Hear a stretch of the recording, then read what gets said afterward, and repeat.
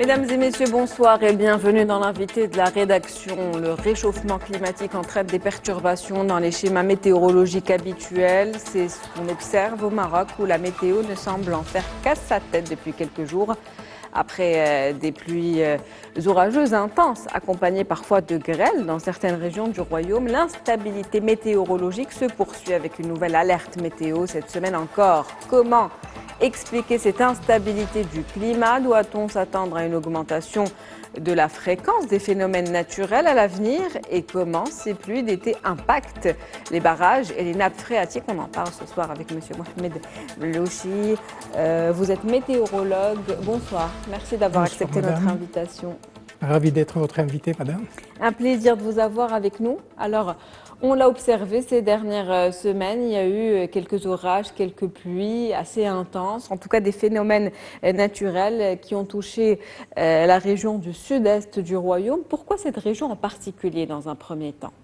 Effectivement, c'est la saison des orages, particulièrement près des montagnes et dans ces régions que vous avez précitées. L'explication météorologique, c'est le fait qu'actuellement nous avons vécu et nous continuons de vivre des canicules, c'est-à-dire des hausses de température anormales et qui font que les masses d'air sont très chaudes et s'élèvent vers l'altitude. Arrivées en altitude, les températures sont négatives et ce sont les conditions idéales pour la formation de nuages, particulièrement les nuages cumuliformes. Et un nuage qui donne beaucoup de précipitations, là j'ai nommé le cumulonimbus. Ce cumulonimbus a la caractéristique de donner des précipitations le plus souvent sous forme d'orage.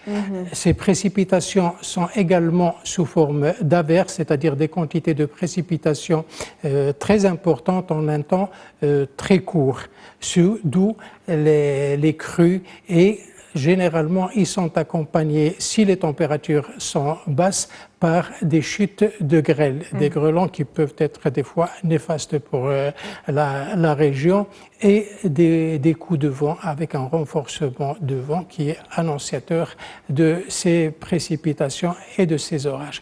La localisation, elle est faite, comme vous l'avez remarqué, dans les régions sud-est.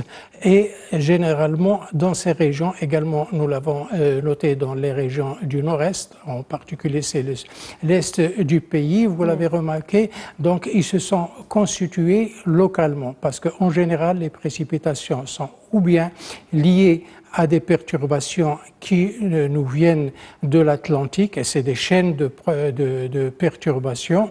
Les meilleures sont celles qui viennent par le nord-ouest, mais ce n'est pas la saison. En été, on a droit à des orages, particulièrement près de la chaîne de l'Atlas et des régions que vous avez nommées. Est-ce que ces pluies orageuses, donc pour le coup, sont exceptionnelles? Elles ne sont pas exceptionnelles puisqu'elles sont saisonnières. Généralement, en cette période, vous avez des orages qui se forment à l'intérieur dû au processus que je vous ai nommé tout à l'heure. Mais il faut attendre le début d'hiver pour avoir droit à des précipitations organisées. Là, nous sommes dans une période de transition entre la saison sèche qui est l'été et un petit peu de l'automne en attendant la saison humide. La nature, elle est en train de se préparer à recevoir, Inch'Allah, des perturbations qui nous viendront du nord-ouest. Mais ce sont tout de même, en tout cas, des précipitations qui sont beaucoup plus intenses que ce qu'on a l'habitude d'observer. Beaucoup plus intense, si vous voulez dire par là l'intensité des orages, peut-être, mais les orages, ils se valent. Peut-être en quantité, nous les avons mieux ressentis parce que nous sommes en attente de précipitations bénéfiques, particulièrement dans ces régions du sud et du sud-est. Absolument, justement, ça a dû avoir, ces précipitations ont dû avoir un impact, en tout cas sur les barrages et sur les nappes phréatiques, en tout cas en cette situation aujourd'hui que vit le Maroc, qui est la 6e année de sécheresse. Effectivement, les précipitations ne peuvent qu'être que bénéfiques, particulièrement pour l'immobilisation de ces taux. Elles sont recueillies généralement par les barrages, mais aussi par la nappe phréatique souterraine qui en profite également, bien que le maximum va vers les barrages, que ce soit les grands barrages, les barrages collinaires et ou les barrages de dérivation. Donc c'est une aubaine pour l'agriculture, pour le cheptel, pour la vie. Est-ce que ça pourra rattraper un petit peu le retard qu'on a eu durant cette année?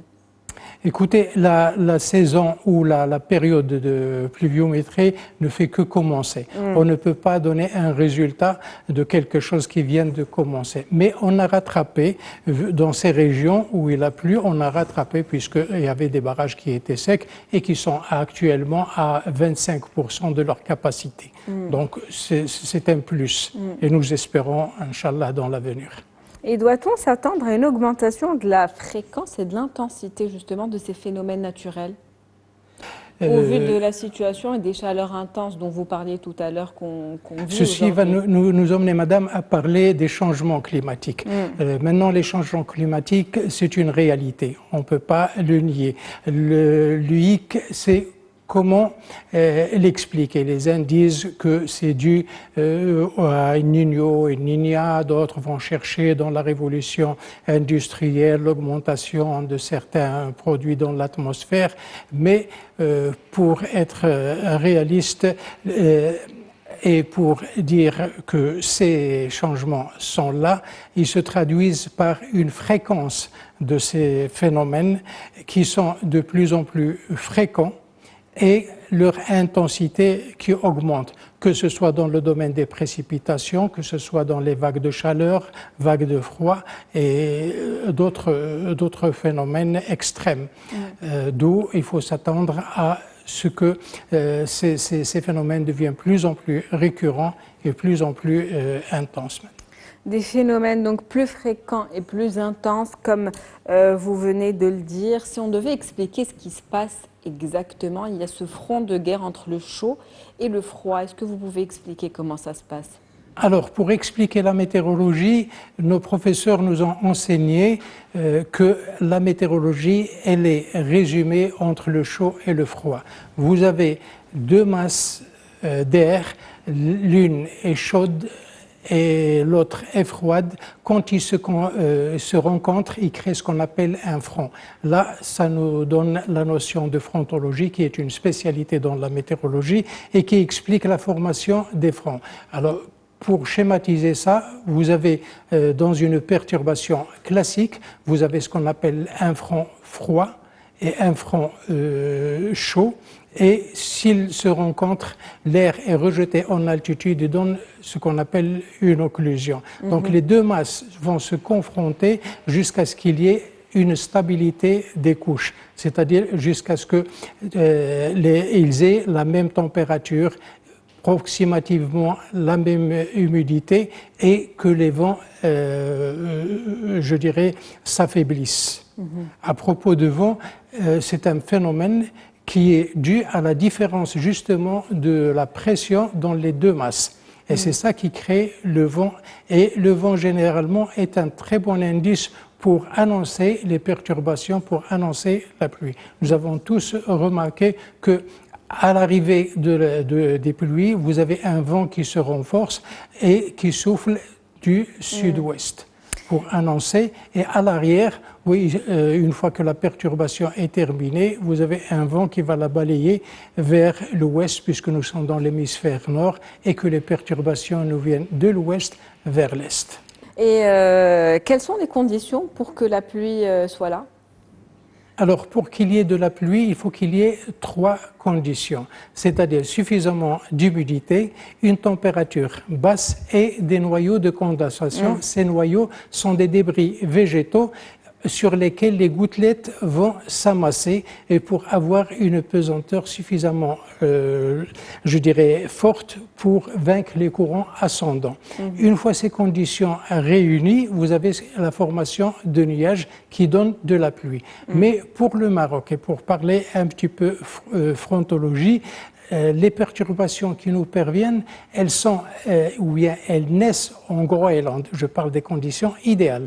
Au Groenland, elles traversent l'océan Atlantique. Sur l'océan Atlantique, ils vont trouver de l'eau, donc ils vont s'humidifier encore plus et ils sont froides. À l'arrivée sur le continent, sur l'Afrique, au Maroc, donc il y a un conflit entre les masses d'air froide et les masses d'air chaude. Et là, il y a un conflit qui génère beaucoup de précipitations et qui donne les meilleures précipitations qu'on puisse avoir au Maroc. Très bien, les meilleures précipitations qu'on puisse avoir. Donc, vous avez parlé de formation de nuages. Pouvez-vous nous parler du programme El-Reit? Alors le programme REIT, il a été, je dirais, initié par feu Hassan II dans les années 90. On est passé par une période d'adaptation entre 1990 et 1995. Là, on était en train de le calibrer. Le principe, c'est d'augmenter les précipitations. Ce n'est pas, comme le croient beaucoup, créer des précipitations. C'est-à-dire il faut qu'il y ait déjà les conditions dont je vous ai parlé et on essaie d'augmenter ces quantités en injectant de l'iodure d'argent qui a la possibilité de refroidir le nuage. Autrement dit, ça lui augmente la réussite de précipitation. Alors, vous avez deux méthodes. Vous avez la méthode aérienne où vous avez un avion, laboratoire, qui va sonder l'atmosphère ou la masse nuageuse. Il fait quelques échantillons et vous avez des ordinateurs qui nous disent ce nuage peut être traité ou pas. Si les résultats sont positifs, vous avez des avions de chasse qui ont, au lieu d'avoir des cartouches normales, ils ont des cartouches qui sont chargées d'iodure d'argent et qui vont bombarder ce nuage. Pour augmenter les précipitations. Pour augmenter les précipitations. L'augmentation, elle se fait entre 7 voire même 17%. Ça fait beaucoup. D'accord? Il y a même des expériences qui ont réussi avec 20%. On peut s'inquiéter pour la qualité de cette eau, puisqu'on injecte un produit étranger. Il y a un suivi de ces précipitations dans des laboratoires et qui confirme, qui certifie que l'iodure d'argent qui se trouve dans ces précipitations, il est des fois moindre que celui qu'on trouve dans la nature. Nous essayons également de faire ces opérations près des barrages pour recueillir l'eau ou bien essayer de les avoir sous forme de neige pour qu'ils soient... Merci à vous, monsieur Mohamed Bellouchi. Je rappelle que vous êtes météorologue. Merci pour toutes ces précisions. C'est un plaisir de vous avoir. C'est la fin donc de l'invité de la rédaction pour ce soir. Merci pour votre fidélité. On se retrouve demain. Très bonne soirée.